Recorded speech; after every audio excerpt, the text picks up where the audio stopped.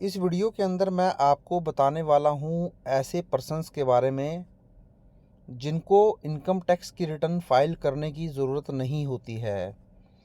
तो financial year 24-25 अभी मेरा चल रहा है, जिसकी आईटीआर आप नेक्स्ट ईयर फाइल करेंगे या पिछले साल की आईटीआर आप फाइल करना चाहते हैं, अब तो बिलेटेड आईटीआर ही फाइल होगी।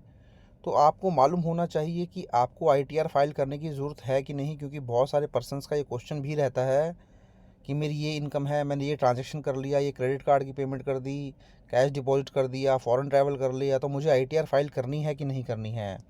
तो आईटीआर आपको कब फाइल करनी होती है, इसके लिए बहुत डिफरेंट डिफरेंट सिचुएशंस होती हैं। उसके ऊपर ऑलरेडी मैंने डिटेल में वीडियो बनाया है, वीडियो का लिंक आपको नीचे डिस्क्रिप्शन में मिल जाएगा, आप जाएँ और देख लें। यहाँ मैं ऐसे पर्सन्स की बात करूँगा जिनको इनकम टैक्स की रिटर्न फाइल करने की ज़रूरत नहीं होती है। तो चलिए डिटेल में अपनी वीडियो की तरफ बढ़ते हैं। तो जब आप आईटीआर फाइल नहीं करते हैं तो ये टोटली डिपेंड करता है एज एन इंडिविजुअल आपका स्टेटस क्या है, मींस आपकी एज लिमिट क्या है और किस टैक्स रिजीम में अपनी इनकम टैक्स की रिटर्न को आप फाइल करना चाहते हैं, मींस ओल्ड टैक्स रिजीम में फाइल करना चाहते हैं या फिर न्यू टैक्स रिजीम में फाइल करना चाहते हैं। तो सबसे पहले तो हम डिस्कस कर लेते हैं स्टेटस क्या रहता है इंडिविजुअल का, जिसके बेस पे आपकी आईटीआर फाइलिंग डिसाइड होती है कि आपको आईटीआर फाइल करनी है कि नहीं करनी है।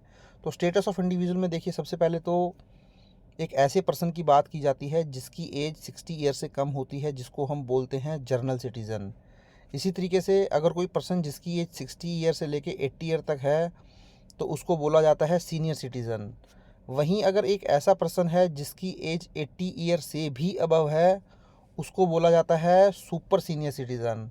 और वहीं एक नॉन रेजिडेंट इंडियन हो जाता है। नॉन रेजिडेंट इनकम इंडियन के केस में एज का किसी भी तरीके का क्राइटेरिया नहीं होता है। तो इन चारों ही तरीके की एज लिमिट वाले पर्सन्स के लिए अब क्या इनकम की लिमिट रहने वाली है कि इनको इनकम टैक्स की रिटर्न फाइल करनी है या नहीं करनी है, चलिए वो देखते हैं। तो सबसे पहले हम देखते हैं ओल्ड टैक्स रिजीम के अंदर। जैसा कि मैंने आपको बताया था, आप ओल्ड टैक्स के अंदर आईटीआर फाइल कर सकते हैं या फिर न्यू टैक्स रिजीम में आईटीआर फाइल कर सकते हैं। दोनों के अंदर ही डिफरेंट डिफरेंट लिमिट है।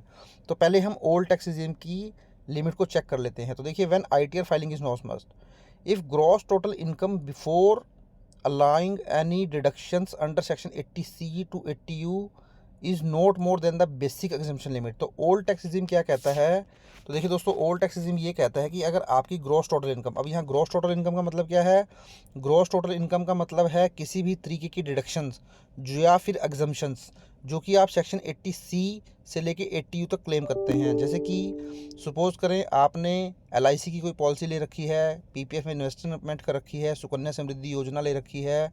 इस तरीके से आप 80C से ले 80C के अंदर 1.50 लाख तक की इन्वेस्टमेंट कर सकते हैं। इसी तरीके से 80D के अंदर मेडिक्लेम की पॉलिसी ले सकते हैं, 80E के अंदर एजुकेशन लोन ले सकते हैं। इसी तरीके से आप 80C से 80U तक बहुत सारी इन्वेस्टमेंट करते हैं डिडक्शंस क्लेम करने के लिए। या फिर अगर आप एक सैलरीड एम्प्लॉई हैं तो आप एचआरए की एग्जाम्शन ले लेते हैं, लीव ट्रैवल अलाउंस की एग्जाम्शन ले लेते हैं। इसी तरीके से और भी बहुत सारे अलाउंसेस दिए जाते हैं, जैसे यूनिफॉर्म अलाउंस वगैरह। तो कोई भी अलाउंसेस या डिडक्शंस या एग्जाम्शन आप क्लेम नहीं करेंगे, उसको क्लेम करने से पहले जो इनकम होती है उसको ग्रॉस टोटल इनकम बोला जाता है। तो आपको ग्रॉस टोटल इनकम देखनी है। सपोज करें आपकी 8 लाख रुपीज़ की सैलरी थी ग्रॉस, उसमें से आपने 1 लाख रुपए का चारे क्लेम कर लिया और 1.50 लाख की आपने 80C के अंदर डिडक्शन क्लेम कर ली, तो आपकी जो इनकम यहाँ आएगी वो 5.50 लाख आएगी। तो इस केस में आपको ये 5.50 लाख नहीं देखना है, क्योंकि ये आपकी डिडक्शन और एग्जम्पशन लेस करने के बाद आई है।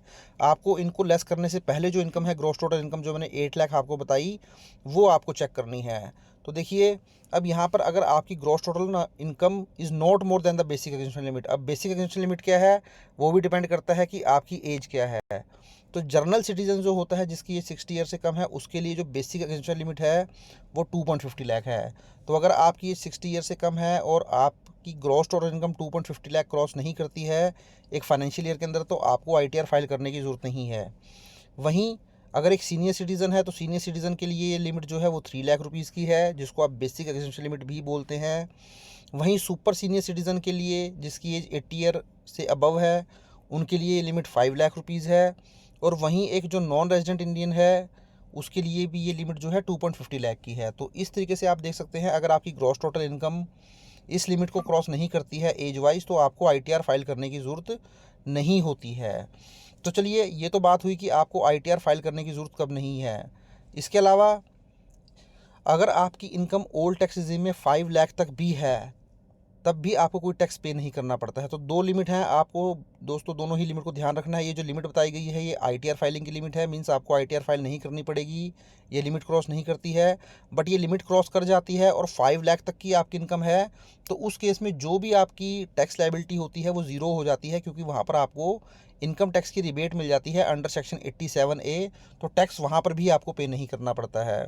तो दोनों अलग अलग चीज़ें हैं, एक है लिमिट जहाँ ITR फाइल नहीं करनी है, दूसरी लिमिट है जहाँ ITR तो आप फाइल करेंगे बट टैक्स पे नहीं करेंगे क्योंकि आपकी इनकम 5 लाख क्रॉस नहीं की है। तो ये तो ओल्ड टैक्स रिजीम की बात हुई। अब हम बात कर लेते हैं न्यू टैक्स रिजीम के अंदर आपको ITR फाइल कब नहीं करनी है। तो न्यू टैक्स रिजीम के अंदर भी देखिए दोस्तों, आपकी जो ग्रॉस टोटल इनकम है, मीन्स ऐसी इनकम जहाँ पर आप किसी भी डिडक्शंस अलाउंस को डिडक्ट करने से पहले की इनकम देखते हैं, वो आपकी मोर देन नहीं होनी चाहिए basic exemption limit of ₹3 lakh.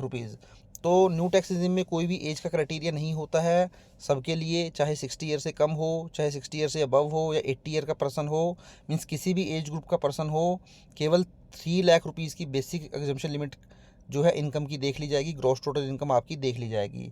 अब ग्रॉस टोटल इनकम में आपकी सैलरी की इनकम हो सकती है, आपकी हाउस प्रॉपर्टी से कोई रेंटल इनकम हो सकती है, बिजनेस या प्रोफेशन की इनकम हो सकती है, अदर सोर्सेज की इनकम हो सकती है, कैपिटल गेन हो सकता है।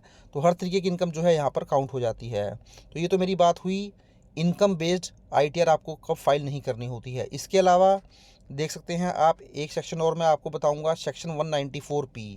तो सेक्शन 194P बात करता है ऐसे सीनियर सिटीजन्स की जिनकी एज 75 ईयर और मोर है, जिसको आप बोलते हैं स्पेसिफाइड सीनियर सिटीजन्स। तो ये जो स्पेसिफाइड सीनियर सिटीजन्स हैं इनको ITR फाइल करने की ज़रूरत नहीं होती अगर ये 2 कंडीशन फुलफिल कर देते हैं, मीन्स इनकी पेंशन से कोई इनकम आती है या फिर इंटरेस्ट से इनकम आती है, और वो जो पेंशन और इंटरेस्ट की इनकम है वो सेम बैंक अकाउंट के अंदर क्रेडिट होती है। मीन्स एक ही बैंक अकाउंट होना चाहिए उनका, उसी के अंदर पेंशन आती हो और उसी के अंदर उनका इंटरेस्ट जो भी सेविंग या FD के अंदर पैसा पड़ा होगा उसकी इनकम आती हो। तो ये 2 कंडीशन अगर फुलफ़िल हो जाएंगी तो इस केस में वो क्या करेंगे, जो सुपर सीनियर सिटीज़न है, स्पेसिफाइड सीनियर सिटीज़न है, फॉर्म 12 BBA फाइल करके दे देंगे अपने बैंक में। तो बैंक क्या करेगा, उनका TDS डिडक्ट कर लेगा और ऐसी सिचुएशन में उनको ITR फाइल नहीं करनी पड़ेगी। तो ये कुछ सिचुएशन होती हैं जहाँ कुछ पर्सन्स को इनकम टैक्स की रिटर्न फाइल करने की ज़रूरत नहीं होती है। Thank you very much, have a nice day.